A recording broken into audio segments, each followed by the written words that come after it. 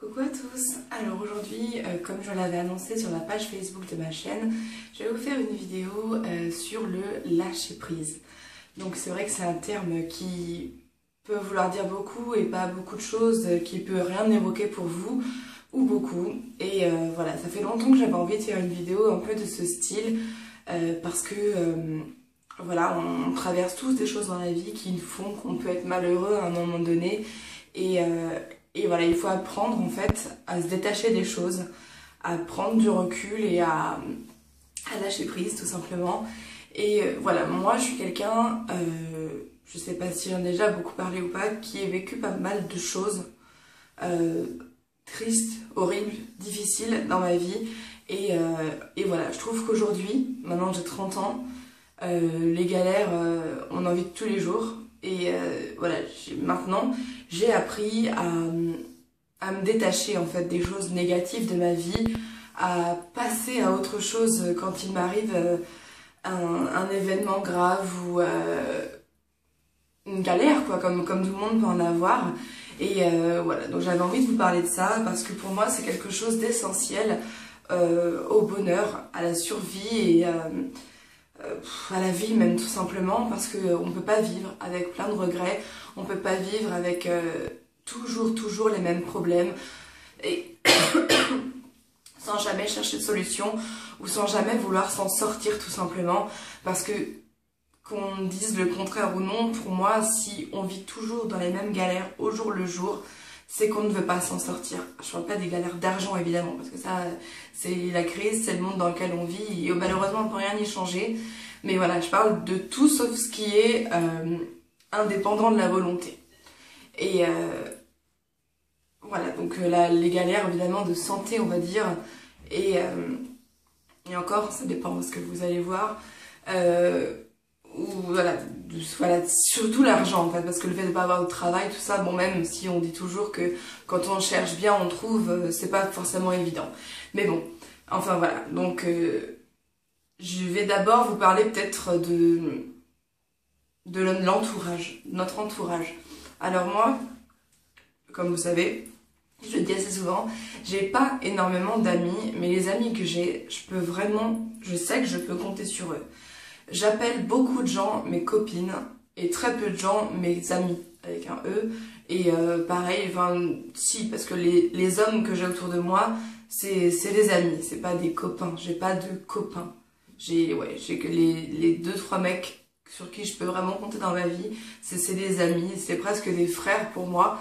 Et voilà, donc j'en ai peu, mais des amis filles, j'en ai plus que de garçons, mais j'en ai quand même très peu, je suis même pas sûre d'en compter 5. Voilà, donc j'ai appris donc au long de ma vie, moi, à me séparer de personnes que je jugeais néfastes pour moi. Alors que ce soit en amour, mes ex, j'ai jamais été plaquée dans ma vie, c'est toujours moi qui ai plaqué, parce qu'aussi je faisais de très mauvais choix. J'ai eu beaucoup d'ex qui m'ont fait du mal, enfin beaucoup trop de toute façon.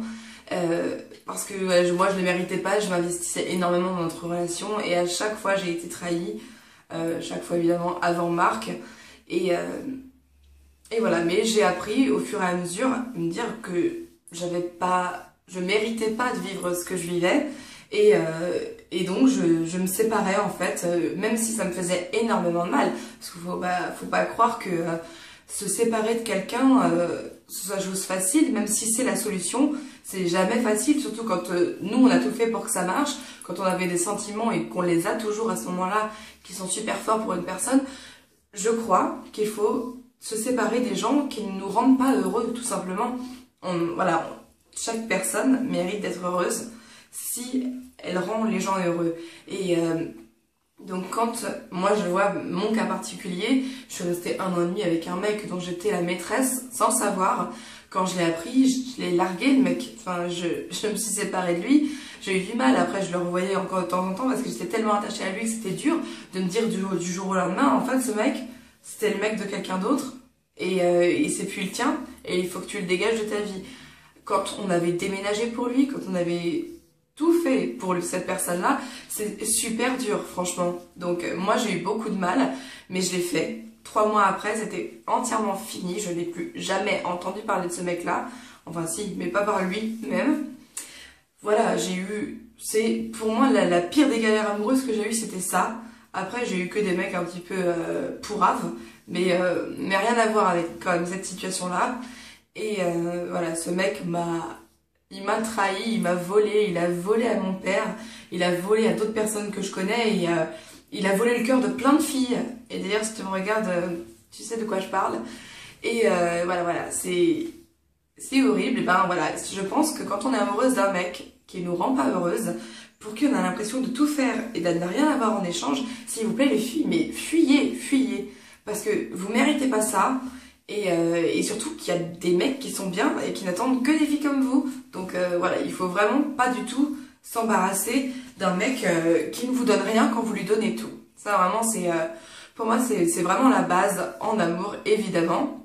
Après, pour ce qui est de l'amitié, moi je donne facilement mon amitié, je donne facilement ma confiance et je me confie très facilement. Après, il faut pas me trahir, parce qu'une fois qu'on m'a trahi, c'est fini. Quand j'entends qu'une personne a parlé de moi derrière en disant du mal de moi, chose qu'elle aurait largement pu me dire à moi, qui n'est pas forcément quelque chose de méchant, s'il s'agit évidemment d'une amie, je vais aller la voir pour lui demander ce qui se passe, et si c'est vrai, surtout parce qu'il y a les gens qui colportent un petit peu tout et n'importe quoi, donc c'est vrai qu'on sait jamais. Si c'est une copine, je la jarte. Je la vire de ma vie parce que je ne supporte pas ce genre de comportement, surtout comme en amour, quand moi j'ai l'impression de donner beaucoup et que j'ai rien en retour, ou alors que je sais que il y a des choses qui sont dites sur moi, qu'il y a les sentiments en face sont pas du tout réciproques, qu'il y a soit de la jalousie, soit de l'envie, soit de la haine cachée sous je sais quoi. Enfin, bref. J'ai eu beaucoup de copines moi dans ma vie à qui je ne parle plus aujourd'hui parce que c'est comme ça, et je pense que cycliquement on perd des gens dans notre vie et on en retrouve d'autres. Il reste la base, il reste les vrais amis, les gens qui nous font du bien et qui nous rendent heureuses, et voilà. Donc c'est vrai que je pense que dans les relations il faut savoir faire des tris, ne garder que ce qui nous apporte du positif, et je parle pas matériel évidemment, mais essentiellement psychologiquement, des gens qui nous rendent le bien qu'on leur fait, tout simplement. Après, bien sûr, il ne faut pas exiger quelque chose de quelqu'un à qui on ne donne pas la même chose, à qui on ne conçoit pas d'avoir une attitude semblable à celle que l'on voudrait qu'il ait. Ça, c'est sûr, c'est pas possible. C'est vraiment, ce serait purement égoïste et comment on appelle ça? Ce serait vraiment se servir d'une personne. Mais voilà, à partir du moment où vous vous considérez comme une bonne amie, il faut que vos amis aient la même attitude que vous. C'est exactement la même chose qu'en amour, sauf que je pense c'est plus facile de larguer une copine que son petit copain, son petit ami, quoi. Évidemment, parce les sentiments ne sont pas les mêmes. On peut se passer de voir une amie, je pense, pendant 1 ou 2 semaines, se passer de voir son mec, c'est vachement plus difficile. En tout cas, moi, c'est comme ça que je le vois. Mais voilà, par contre, en ce qui concerne les amis, et là, je pense à toi, Cécile, je te fais un gros bisou. C'est aussi pour toi que je fais cette vidéo. C'est plus difficile de quitter une amie, parce que les amis, c'est des gens qui font partie de notre famille, qui font partie de notre entourage quasiment quotidien, et c'est des gens dont on a besoin pour s'épanouir, pour vivre, au même titre que son conjoint, pour moi.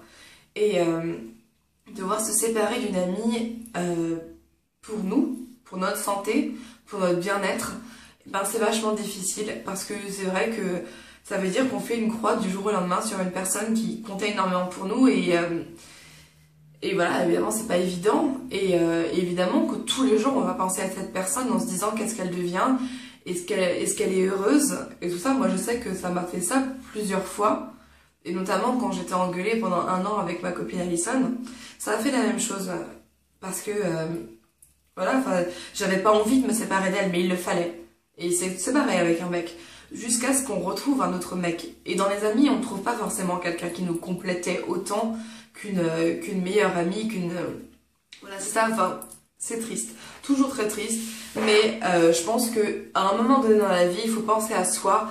C'est notre vie qu'on vit, et c'est notre cœur qu'on brise si on laisse les autres faire n'importe quoi avec nous, quoi.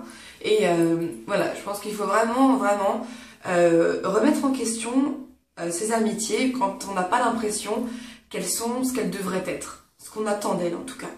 Et voilà, moi je sais que maintenant je sais très très bien faire ça. Et je pense que c'est dû au fait que j'ai déménagé plein de fois dans ma vie, que j'ai dû me séparer de personnes, en trouver d'autres. Et puis surtout, me faire confiance à moi.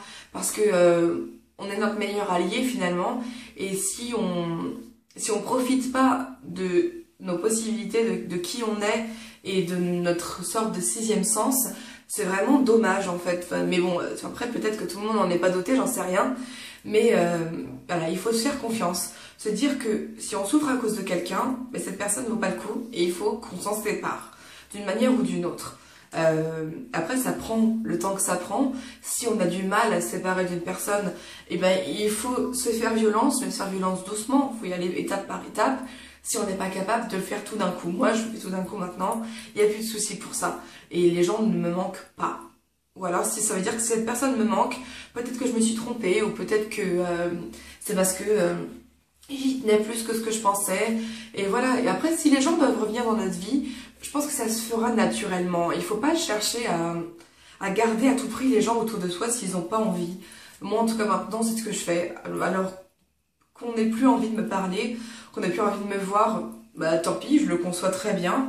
Après, je pense que je laisse quand même pas mal de chance aux gens. Et si jamais ils ont envie de revenir vers moi à un moment donné, bah je les laisserai revenir.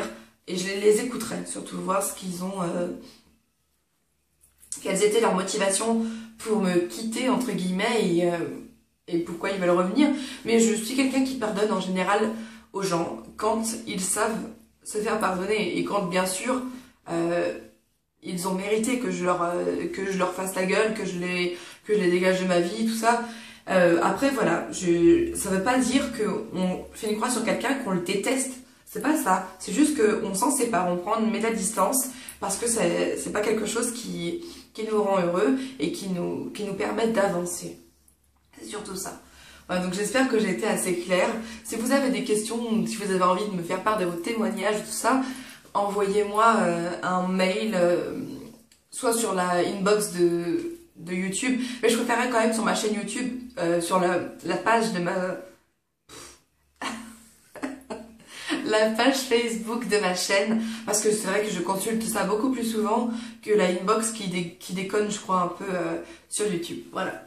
Maintenant, je vais passer aux épreuves de la vie. Donc, c'est bien différent de l'entourage, même si ça peut, une rupture, c'est une épreuve de la vie aussi, mais qui est due à notre entourage.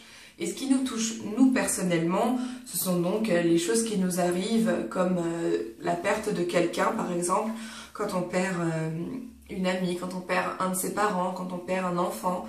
Tout ça, c'est des choses qui nous arrivent comme ça et qu'on a forcément beaucoup de mal à gérer parce que c'est horrible. C'est horrible de perdre quelqu'un.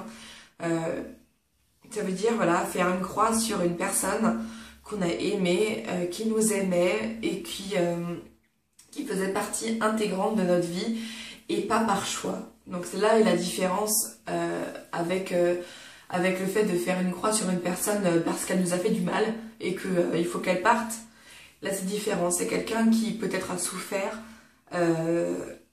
pendant un moment, si c'était quelqu'un de malade, quelqu'un en tout cas pour qui on avait un attachement profond et qui ne méritait pas de nous quitter, si on peut dire ça.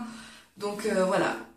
Ça, je pense que c'est les épreuves les plus dures à surmonter parce que on ne sait pas quelle attitude on va avoir quand ça va nous toucher. On ne peut pas se préparer à ça. Mais après, il faut se dire que les gens qui ne sont plus là ne sont plus là et que nous, on est toujours là et les gens qui sont toujours là aussi autour de nous et qui nous aiment et sont toujours là. Et que du coup, bah, il faut qu'on avance tous ensemble, quitte à se serrer les coudes et resserrer les liens, tant mieux. Mais voilà, la vie ne s'arrête pas quand quelqu'un s'en va. Et je pense que c'est évidemment très facile à dire quand on n'a pas perdu par exemple son conjoint. Là, c'est extrêmement difficile et je crois que si on n'est pas capable de s'en sortir, on sait tous comment ça finira. Mais si on ne se sent pas la force d'en finir soi-même, je suis désolée de parler de ça, c'est vrai que c'est très triste, mais bon, pour moi, ça fait partie de ça. Donc voilà, si on ne veut pas mourir en même temps que quelqu'un. Il faut de toute façon outrepasser cette épreuve. Et outrepasser cette épreuve, il faut avancer, c'est tout. Avancer, ça veut dire vivre pour soi, se ressourcer, peut-être prendre un moment pour revenir à sa propre vie, à soi-même. Parce que voilà, comme je le disais, c'est notre vie qu'on vit, c'est pas celle des autres. Et si quelqu'un fait partie de notre vie et qui doit partir, eh ben, il faut se dire que c'est le destin, que c'est comme ça, et que peut-être c'est une épreuve que la vie nous inflige, Dieu, si on y croit, pour nous permettre d'être plus forts après, quoi. Moi, je pense que toutes les épreuves que l'on vit nous font avancer d'une manière ou d'une autre. Et voilà, il faut être fort dans la vie. Moi, je respecte énormément les personnes fortes parce que je trouve que c'est vraiment extraordinaire de pouvoir continuer à vivre et quitte à être encore meilleur après quand on a vécu des choses horribles. Et pour ça, je suis assez fière de qui je suis aujourd'hui parce que certes, j'ai un caractère dur maintenant et j'ai pas forcément des mots tendres envers les gens quand il se passe quelque chose, mais au moins, voilà, je sais qui je suis aujourd'hui et pourquoi je suis là. Et je suis arrivée à sortir de tellement de choses que de toute façon maintenant j'ai l'impression que plus rien ne peut m'atteindre et que je me suis entièrement blindée.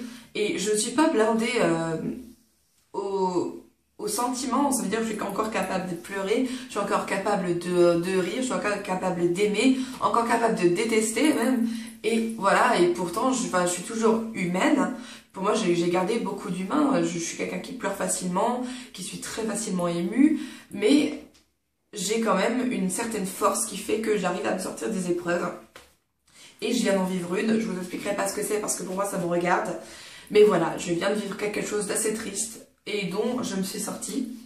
Et voilà, donc je suis contente parce que j'ai réussi à outrepasser donc le chagrin, la peine et les épreuves physiques que ça a enduré. Parce que voilà, on ne mérite pas de vivre ça. Personne ne mérite de vivre ça. À chaque fois que vous vivez quelque chose de triste, vous dites pas je le méritais. C'est pas vrai, vous le méritiez pas. C'est juste que ça vous arrive à vous et d'autres personnes, chacun a son lot de galère, l'air de rien, même si on croit qu'une personne ne galère pas, à un moment donné, de toute façon, elle galère, que ce soit dans un domaine qu'elle montre ou qu'elle ne montre pas, tout le monde a son lot de galère. Ça, c'est sûr que vous pouvez en être certain. Et donc voilà, il faut pouvoir s'en sortir et je crois qu'il faut le vouloir, tout simplement. La clé, c'est de le vouloir. Voilà. Donc, je sais pas si j'étais assez claire, j'espère que oui, je pense avoir dit tout ce que j'avais à dire en tout cas. Je vous souhaite beaucoup de courage si vous êtes en train de vivre une épreuve, si vous êtes en train de vivre une séparation, le décès de quelqu'un ou quoi que ce soit. En tout cas, je vous embrasse très très fort et je vous dis à très bientôt.